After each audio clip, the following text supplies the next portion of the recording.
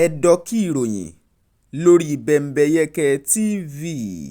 Iléeṣẹ́ ológun kò yípinnu ẹ̀ padà, yóò sì tó kó àwọn tó jẹ́ agbésùmọ̀mí tó ti ronúpìwàdà lọ sáwọn ìpínlẹ̀ kó wa àwọn láìpẹ́ jọjọ. Iléeṣẹ́ ológun orílẹ̀-èdè Nàìjíríà ní àwọn agbésùmọ̀mí tí wọ́n ti káwọ́ sókè ronúpìwàdà, wọ́n ti ronúpìwàdà tán, a ó sì kó wọn lọ sáwọn ìpínlẹ̀. Iléeṣẹ́ ológun ló ṣàlàyé ọ̀rọ̀ yìí pé àwọn yóò tún kó wọn lé àwọn gómìnà ìpínlẹ̀ kó wa àwọn lọ́wọ́ kí wọ́n lè ṣètọ́jú wọn. Iléeṣẹ́ ológun orílẹ̀-èdè Nàìjíríà sọ pé àwọn agbésùmọ̀mí tí wọ́n ti ronúpìwàdà jẹ́ 613 tí àwọn ti yà sọ́tọ̀ báyìí tí wọn yóò sì tó lọ sí àwọn ìpínlẹ̀ wọn. Ìbẹ̀rù sì ti bẹ̀rẹ̀ sí wà lọ́kàn àwọn ènìyàn, lọ́kàn àwọn aráàlú báyìí lórí ibi tí wọn yóò sá gbà. Àwọn aráàlú kan sọ pé ìpinnu burúkú làwọn tó jẹ́ agbésùmọ̀mí yìí á tún ní fúnlẹ̀ wa. Wọn yóò tún lo àsìkò yìí láti tún fi hàn àwọn ènìyàn léèmọ̀. Wọn yóò ṣiṣẹ́ pọ̀ pẹ̀lú àwọn yòókù wọn tọ́wọ́ ìtì ìbà. Yóò sì tún jẹ́ ọ̀nà láti túbọ̀ lo agbára wọn. Iṣẹ́ àwọn ọmọ ológun wa yóò bá máa já sí pàbó pẹ̀lú bí wọ́n ṣe fẹ́ fi oore ọ̀fẹ́ tí ò tọ́ yìí gbà wọ́n. Kódà orílẹ̀-èdè Nàìjíríà gan mọ̀ wípé nǹkan wọlé dé, ilẹ̀ Yorùbá sì rèé kò gbọ́dọ̀ fààyè yìí sílẹ̀. Wọ́n ṣàlàyé pé àmà tí wàá rògó báyìí ó nígbé táwọn aráàlú ń pa. Ẹnìkan tó ń jẹ́ Túndé sọ pé ó dàbí ìgbà táwọn olóṣèlú lẹ wá mọ̀ sí i. Ṣé ká wá sọ pé wọn ò mọ̀ sí i ni pẹ̀lú bí wọ́n ṣe dìídì fẹ́ fìyà jẹ àwọn èèyàn? Àbí ṣé a ó sọ wípé wọn ò fẹ́ fìyà jẹ àwọn aráàlú bí? Ó ń jọ ọ́, wọ́n ní tí a bá pè èèyàn ní abẹ fún ràdàràdà, ṣe bó yẹ kó pà fún ẹ̀ mọ́. Àwọn agbésùmọ̀mí yìí ló ti máa ń hùwà ọṣẹ́ wọn, ṣekú pa ọ̀pọ̀lọpọ̀ àwọn ènìyàn, sọ ọ̀pọ̀ di aláìnílé lórí mọ́, sọ ọ̀pọ̀ di aláìléèyàn mọ́ lẹ́yìn ìgbà tí wọ́n ti ṣekú pa ìyá, pọmọ, pa bàbá, pa mọ̀lẹ́bí ọmọ ẹlòmíì. Ọ̀pọ̀lọpọ̀ àwọn míì ló sì wà ní akóló àwọn agbésùmọ̀mí ọ̀hún tí ò sì sí nǹkan tó padà tẹ̀yìn ẹ̀ yọ. Nítorí ìdí èyí, ọ̀pọ̀ àwọn ọmọ orílẹ̀-èdè Nàìjíríà ló ti ń sáré lọ sọ́tún sósì wípé irú àlejò burúkú wo la tó fẹ́ gbà báyìí. Iléeṣẹ́ ológun gan ò ṣàánú ayé ara wọn pẹ̀lú àwọn ọmọ ológun tí wọ́n ń lò, nítorí àìmọye ẹ̀mí ọmọ ológun ló ti ṣòfò. Inú mọ̀lẹ́bí kan náà sì làwọn ọmọ ológun ọ̀hún sì ti jáde wá. Ó yẹ ká tètè wá wọ̀rọ̀ kọjú ṣàdá lórí eléyìí. Ọ̀pọ̀ ọmọ Nàìjíríà ló ń sọ wípé ìjọba Nàìjíríà lábẹ́ ìṣèjọba Buhari tètè dáwọ́ nǹkan wọ̀nyí dúró, kò gbọ́dọ̀ wáyé, kò sì gbọ́dọ̀ ṣẹlẹ̀. Bẹ́mbẹ́yẹ́kẹ́ sọ pé bí wọ́n bá pè ní abì fún ràdàràdà, ó máa ń pà fún rẹ̀ mọ́ ni. ẹ máa wò ó lóní Bẹ́mbẹ́yẹ́kẹ́. Ẹni orí yọ ó dilé lọ̀rọ̀ dà lásìkò táwọn darandaran tún jí àwọn ènìyàn gbé nínú àkọlù tí wọ́n ṣe ní ìpínlẹ̀ Edo. Ọ̀pọ̀ farapa lẹ́yìn ọdún kan tí àwọn agbésùmọ̀mí ṣe àkọlù sí ọkọ̀ ojú irin Àbújá sí Kaduna.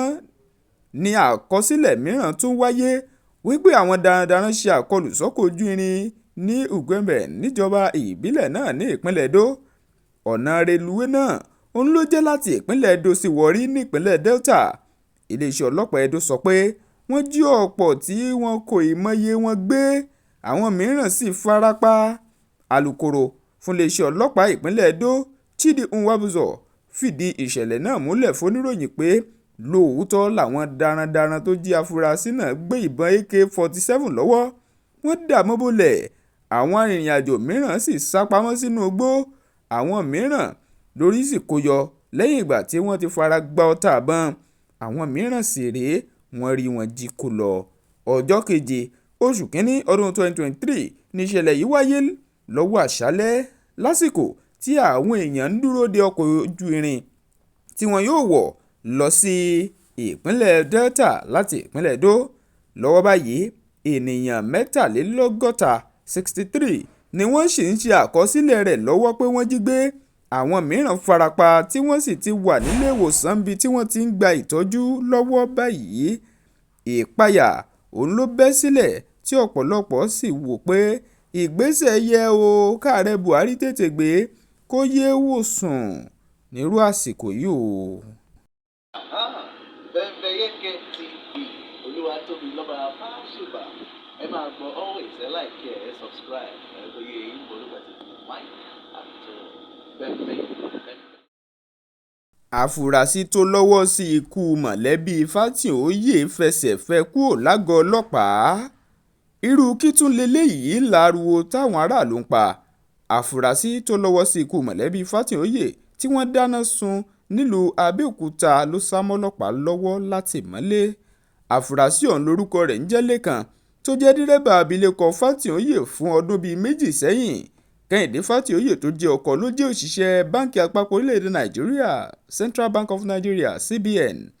ìyàwó rẹ̀ Bùkọ́lá Fátíòyè jẹ́ olùkọ́ àgbà ní fásitì Federal University of Agriculture FUNAB. àfúrásì ọ̀hún Lékan ló ti ń díbọ́n lágọ̀ọ́ ọlọ́pàá tó wà ní Ìbàrà tó sì sọ wípé òun nílò láti gbàtọ́jú nítorí àárẹ̀ tó mú òun. èyí ló mú kí iléeṣẹ́ ọlọ́pàá gbé e lọ sílé ìwòsàn fún ìtọ́jú. Bembeyeke gbọ́ pé àárẹ̀ irọ́ ló gbé kalẹ̀ fún iléeṣẹ́ ọlọ́pàá tó mú kí wọ́n gbé e lọ sílé ìwòsàn. ilé ìwòsàn náà ló sì ti jápa mọ́wọn ọlọ́pàá lọ́wọ́. a gbọ́ pé ó sá gba Police Zone 2 àti agbègbè ìwé ìròyìn ní Òkèléwó ńlú Abẹ́òkúta. ṣáájú ni wọ́n gbá mú lọ́jọ́ Ìṣẹ́gun Túsídéé ọ̀sẹ̀ tá a wà nínú èyí lẹ́yìn tí gómìnà ìpínlẹ̀ Ògùn Ọmọọba Dàpọ̀ Abíọ́dún sọ pé kí ni ìgbésẹ̀ tí iléeṣẹ́ ọlọ́pàá ń gbé ṣé bí wọ́n ṣe máa wò rèé tí kò sì ní sí ìgbésẹ̀ lórí àwọn tí wọ́n dáná sun lọ́jọ́ ọdún tó jẹ́ tọkọtaya tí wọ́n sì tún jí ọmọ wọn tí wọ́n padà bá ní odò Ògùn gbé lọ.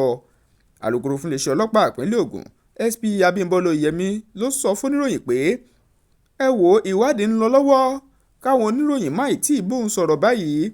ibi tí àwọn bá èsì ìwádìí dé òun fúnra òun ni wọn yóò pe oníròyìn tí wọn yóò sì sọ ibi tọ́rọ̀ bá dé dúró fún wọn. ẹ subscribe sí ẹ máa comment sí ẹ máa refer ẹ fáwọn èèyàn bẹ́ẹ̀ ṣe ń wò ó ayé náà ní wà lójú kan náà àyè owó yẹn ni mo jẹ́. God bless you. ọwọ́ ti bọ́mọ ogójì ọdún tó yìnbọn pàyàwó ẹ̀ Nuhu Usman lórúkọ rẹ̀ ń jẹ́ ní abúlé Dangaga ní ẹkùn Bura níjọba ìbílẹ̀ Ningi ní ìpínlẹ̀ Bauchi. níròyìn fi yé ni wípé ó yìnbọn fún ìyàwó ẹ̀ níkùn ìyàwó ọ̀hún sì padà dèrò ọ̀run. ó sọ wípé ìbọn tí òun yìn ọ̀hún ló máa ń gbé sẹ́gbẹ̀ẹ́ òun láti fi dáàbò bora òun torí òun gbọ́dọ̀ máa wà lójú tìyẹ́ tápàrọ̀ òfin ríran nítorí ètò ààbò ló ń ṣe yìí. ó yìnbọn fún ìyàwó ẹ̀ níkùn lẹ́yìn ìgbà tí ìyàwó ẹ̀ lọ ṣe ẹ̀yọ́ tó ń padà bọ̀ lórí ibùsùn nígbà náà ló yìnbọn fún un.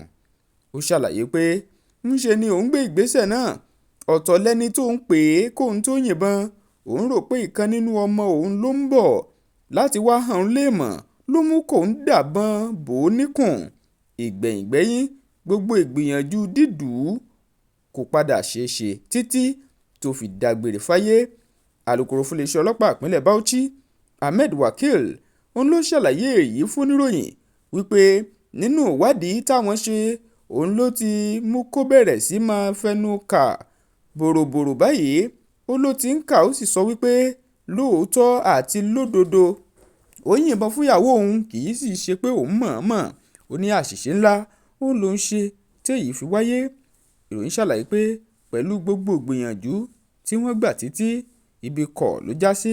alukoro fún iléeṣẹ́ ọlọ́pàá Ahmed Wakil sọ pé àwọn yóò rí i dájú pé ó fojú winá òfin nígbà tí ìwádìí bá ṣe parí yóò fojú balẹ̀ ẹjọ́ nígbẹ̀yìn àwọn yóò sì fọ̀rọ̀ tó iléeṣẹ́ oníròyìn létí láti jẹ́ kán mọ ibi tọ́rọ̀ dé dúró lọ́rọ̀ ọmọ ogójì ọdún tó ṣekú pàyàwó ẹ̀. Olúwatóbilọ́ba Fáṣùgbà òun ló ṣàkójọpọ̀ ròyìn yìí òun náà sì ló kà á. gbogbo àdàbà tí kò lè fò ayé ló tún dá ayé ló tún dá ayé ló tún dá ẹ̀bẹ̀ mo bẹ̀ Ọlọ́run káyé má tún mi dá. ẹ máa subscribe sórí Bembeyeke TV wo wọ́n gan wàá mọ̀ pé nǹkan tó dáa ló subscribe. orúkọ mi ni Evangelist Lékan Repentant ọmọ ọ̀dà Áfíríkà. subscribe Bembeyeke TV. Ọmọ ká mi ti sún.